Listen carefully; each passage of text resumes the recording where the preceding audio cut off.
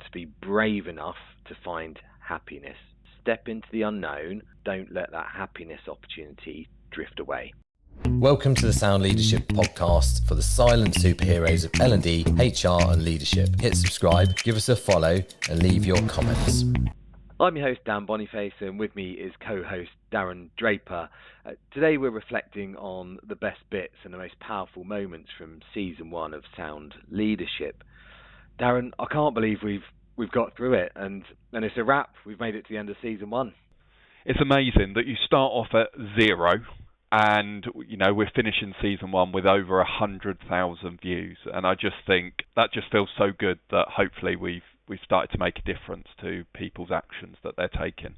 Yeah, that's quite unbelievable. I think, if you'd have said that to us at the start, we'd have bitten your hand off for it, but we wouldn't have believed that. And I think, if we've had that much impact on that many people, that's quite unbelievable and fits in with our why, doesn't it, of, why we're doing this. And I think we've had some help along the way from some exceptional guests, from Ben Hawkins, Scott Walker talking about negotiation, through to Chris Roebuck and Thorne and Georgina Shute, who all offered up incredibly insightful and impactful aspects and insights to their world that will help us in everyday life as well.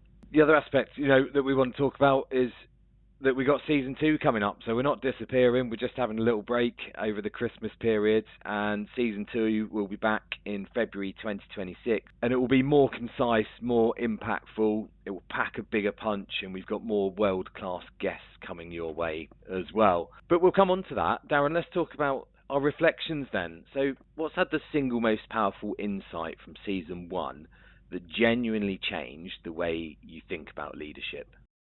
Everyone's just a human being. And, it was Chris Roebuck who said that 80% of leaders lack the fundamentals. So that's all levels of an organisation, and the change that could be made by just understanding those leadership fundamentals. I think people jump into management and leadership roles and go, I've got to act in a certain way without understanding those fundamentals first. And the difference long term that could have an impact on the business. Chris talked about 1 day a week coming back to you, or 8 hours. And I think if you're 20 years on that journey, you've had 20 years of losing that 1 day a week. Yeah, amazing. And look, we've not spoken about this before recording here, have we? And my reflection is exactly the same, that 80% leaders lack the fundamentals, and I feel that's one of the things that really drives us every day in the work that we do, to get up and get going and think, can I help someone? And 100,000 views would suggest that we're having a positive impact, and I hope we can keep doing that. But it is, and it's always been my driving force of why I work in leadership and management and coaching, is that, if we can just help a few people develop their leadership skills, we're doing a great job. Yeah, definitely. And so, Dan, what episode surprised you the most? Let's not make this whole Chris Roebuck theme, but I'm going to stick with him for a moment, because I'd followed his career for probably about 15 or 20 years. I've been familiar with him, never met him. He was famous in my eyes, and something he did a long time ago really resonated was his team talk theory. And when we invited him onto the show, he responded so quickly on LinkedIn. I sent him a message, almost instantly came back and said, give me a bit of information, but yeah, it sounds great. And I think the biggest surprise was, and I don't mean this in a bad way, I mean it in a great way, but he was a really great bloke as well. Just a really decent person that we've ended up, going to meet him off the back of the podcast, and caught up with him at UCL, where he's on the board, and very welcoming, and took us into his environment, and we just spent a morning there, and we just spoke leadership and management. And one of the things that resonates with me about him is that he takes the complex and makes it simple, and that's something that I feel I try to do, and hopefully that's what comes across. But yeah, Chris Roebuck for me. And how about you? For me, it's those transferable skills from all those different areas. So when we're talking to Tom Mowbray or Ben Hawkins in the world of sport, and actually how much of that can just be transferable into a business environment.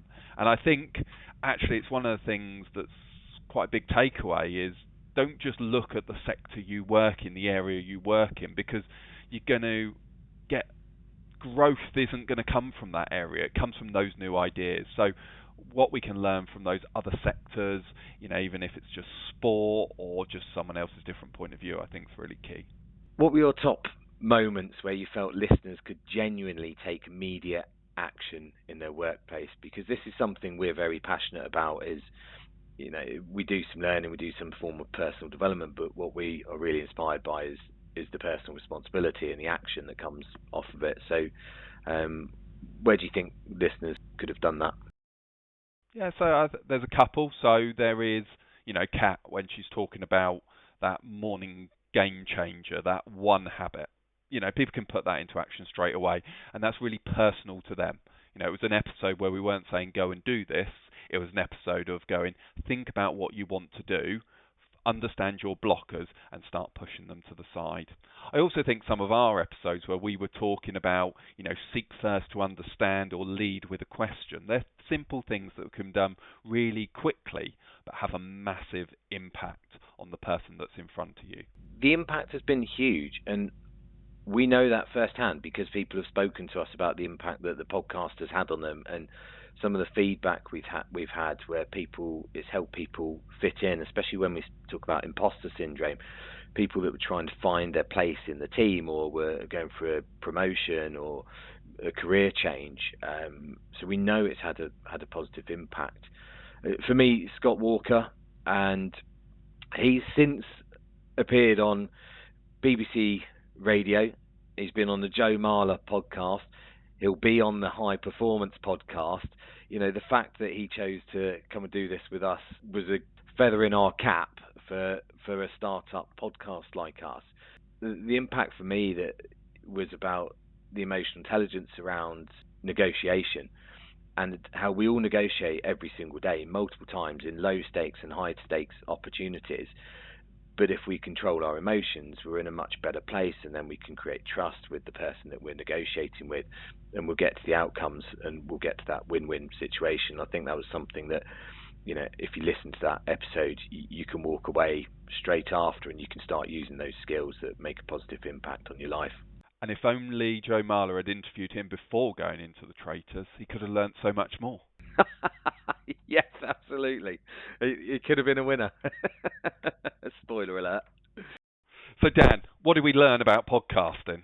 Because we were thrown in at the deep end. We learned while people were listening. We learned as the episodes went on. Wow, this has been a journey and a half, and so many unexpected moments that have come from it that has developed. Certainly the way I view podcasting, and it's been a real passion of ours and something we wanted to do. What did I learn? Consistency is key, but it's also very tricky to create consistency in terms of the language, the structure, the building of the episodes. It's real tough to get that right. I learned that get good people around you that help you with excellent production, that can be a mentor and a coach to you. That if you reach out to people, it's amazing what people are willing to give. And some of the guests we had on, straight away, just wanting to give up their time and their energy and their effort to come and support. And finally, the last thing I learned was around search engine optimization and keywords when we look at YouTube and social media and LinkedIn, and that's been a very steep learning curve, but something I've enjoyed doing. And what about you, Darren? What do you learn?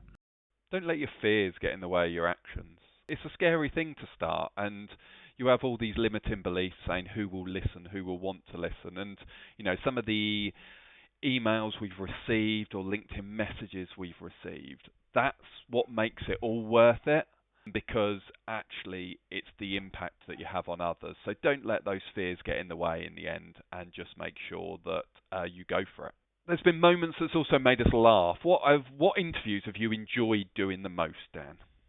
I think for me, the Tom Mowbray one, having my mate on there that I'd spent, 30 plus years playing rugby with, and rugby has a great ability to look on the fun side of life and to to enjoy moments. And I learned a lot from a mate that I didn't realise how well prepared he was and how much effort he put into preparation. So there's a real key lesson there. But just good fun to catch up with someone and talk. Just sit there and talk about the stuff that we love doing and have a few laughs along the way. Yeah, definitely. I think mine's the same with Ben. So I've known Ben 20 odd years, and just to be inspired by someone is just quite a profound effect, because you go, well, if I can be inspired by them, I can be inspired by anyone. And listening to his journey from being a teacher, moving into football, and then Williams F1, I think is quite an inspiring journey for someone that I've known so long. Yeah, I totally agree. Ben was very inspirational. Go on then, Darren, if you could recommend 3 episodes from season 1 as essential listening, what's on your list? So for me, I'm going to pick one of ours, so awareness, responsibility. I think that's the core for everything that we do. And I think it's the key for people's growth and people to move forward. I think Ben, for me, is one. I think to understand his journey and be inspired by that, but also understand some of the work that he does on the esports side of Williams, and that teamwork and that team ethics there, I think is really important to know. And I think if you want to make a change now, then Kat's episode with those habit building and that first morning game changer. Set yourself up for the day, can be straight in there. Any episodes to add, Dan? Yeah, I have actually. I had a cheeky one here because I was going to give my 3 and then a bonus one, but you've covered it for me, because awareness, responsibility is got to be on the list because of the importance we place on it, and I feel like it's a real game changer. Chris Roebuck, for me, just blew my mind, and just so much to take away from it, and I had to listen to it. We listened to it through the editing process anyway, but I also listened to that particular episode as a listener, and not because I wanted to hear from you and me again, but there was so many takeaways from Chris that I had to look at that. Ben Hawkins, very inspirational around sort of value-driven culture, and Scott Walker, because negotiation skills are absolutely vital to everything and every day within our lives. What's the standout message you want listeners to know ready for next year? I want people to know and be aware, so build awareness, that they always have a choice. And it doesn't make it easy. We're not saying that. We're never saying it's easy. But if something happens to you, you've got a choice in the way that you react, in the way that you move forward, and the way that you create personal responsibility for yourself. And I would like to encourage people to be brave enough to find happiness. Step into the unknown, push yourself, challenge yourself, but be brave and don't let that happiness opportunity drift away. And your standout? Nothing changes if nothing changes. We've all got to look at ourselves. We all need to change. If we want things to change at work, the only change we can make is ourselves. We can't expect others to change without changing ourselves. Businesses need to look at themselves, how they communicate. Does that create beliefs about them that hold people back? How and go, I don't like this, I don't like that. Again, nothing changes if nothing changes. So what are you going to do about it? Look, we've got to wrap up season 1 with our top 3 leadership sound bites that we've done throughout every episode, but these are across the whole course of it. If I take the first one, for me, awareness, responsibility, because it underpins and it's at the core of everything that you and I believe in. And we think that it's something that will make a real difference to people's lives. And we go back to, you have a choice and you have control over your life. Go on then, mate. You give us the last 2. Again, it's that highlight that 80% of leaders lack the fundamentals.